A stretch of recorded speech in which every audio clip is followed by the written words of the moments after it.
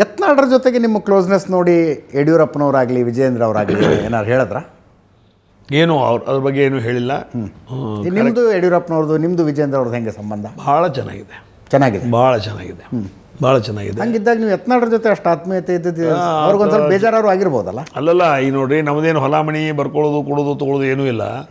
ಯಡಿಯೂರಪ್ಪನ ಎಷ್ಟು ಚೆನ್ನಾಗಿ ವಿಜಯನ್ ಜೊತೆ ಎಷ್ಟು ಚೆನ್ನಾಗಿದೆ ನನ್ನ ಸಂಬಂಧ, ಅಷ್ಟೇ ಇನ್ನುಳಿದ ಪಕ್ಷದ ಎಲ್ಲ ಮುಖಂಡರ ಜೊತೆ ಇದೆ. ಅದ್ರಾಗ ಯತ್ನಾಳ್ ಅವರು ಒಬ್ಬರು, ಅವ್ರ ಜೊತೆ ಅಷ್ಟೇ ಚೆನ್ನಾಗಿದೆ. ಆದರೆ ಯಡಿಯೂರಪ್ಪನವರು ಫೋನ್ ಮಾಡಿದರು, ವಿಜಯೇಂದ್ರ ಅವರು ಫೋನ್ ಮಾಡಿದರು, ಬೊಮ್ಮಾಯಿ ಫೋನ್ ಮಾಡಿದರು, ನಿರಾಣಿ ಫೋನ್ ಮಾಡಿ, ಎಲ್ಲರೂ ಫೋನ್ ಮಾಡಿದರು. ಬಟ್ ಯತ್ನಾಳ್ ಬಗ್ಗೆ ಯಾರು ಮಾತಾಡಲಿಲ್ಲ, ಯಾರು ಕೇಳಿಲ್ಲ. ಓಕೆ, ಏನು ಸಂಬಂಧಪ್ಪ, ಯಾಕೆ ಬೆಳಗಾವಿ ಕರ್ಕೊಂಬಂದ್ರಿ, ಅದೇನು ಮಾತು ಏನೂ ಕೇಳಿಲ್ಲ. ಅಲ್ರಿ, ನಮ್ಮ ಅಣ್ಣನ ಪುಸ್ತಕ ಬಿಡೋಕೆ ಇವ್ರು ಯಾರು ಕೇಳವ್ರೆ? ನಮ್ಮ ಅಣ್ಣನ ಪುಸ್ತಕ ಬಿಡುಗಡೆ ಮಾಡೋದೈತಿ, ನಮ್ಮ ಅಣ್ಣನ ದೋಸ್ತರು ಯಾರ ಸಂಬಂಧಿಕರ ಅವ್ರು ಕರೆದ್ರು, ಇವ್ರು ಕೇಳವ್ರು ಯಾರ ಅಂದ್ರೆ ಪಾರ್ಟಿ ಆಗದೀವಿ ಅಂದ್ರೆ ಎಲ್ಲ ಹೊಲಮಣಿ ಬರ್ಕೊಟ್ಟಂಗೆ ಅವ್ರಿಗೆ. ಈಗ ನಮ್ಮ ಅಣ್ಣ ಈಗ ಪ್ರಕಾಶ್ ಹುಕ್ಕೇರಿ, ಈ ಬಿಲಾಂಗ್ಸ್ ಟು ಕಾಂಗ್ರೆಸ್. ನಮ್ಮ ಅಪ್ಪನ ಅವರು ಕೂಡಿ ಕೆಲಸ ಮಾಡಿದವರು. ಈಗ ಅವ್ರನ್ನ ಕರೆದು ನಮ್ಮ ಕುಟುಂಬ ಕರೆಯೋದು ಸೂಕ್ತ ಅನಿಸ್ತು, ಕರೆದ್ವಿ. ನಾವು ಬಸಗೌಡ ಕರಿಬೇಕಂತ ಸೂಕ್ತ ಅನಿಸ್ತು, ಕರೆದಿವಿ.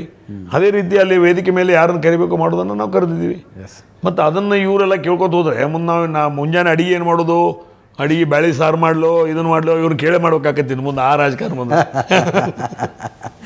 ಯಾರೂ ಕೇಳಿಲ್ಲ. ಪಕ್ಷನೇ ಬೇರೆ, ಇಂಥ ಕಾರ್ಯಕ್ರಮಗಳೇ ಬೇರೆ. ನಮ್ಮ ಕುಟುಂಬದ ಕಾರ್ಯಕ್ರಮ ಬೇರೆ, ಪಕ್ಷದ ಕಾರ್ಯಕ್ರಮ ಬೇರೆ.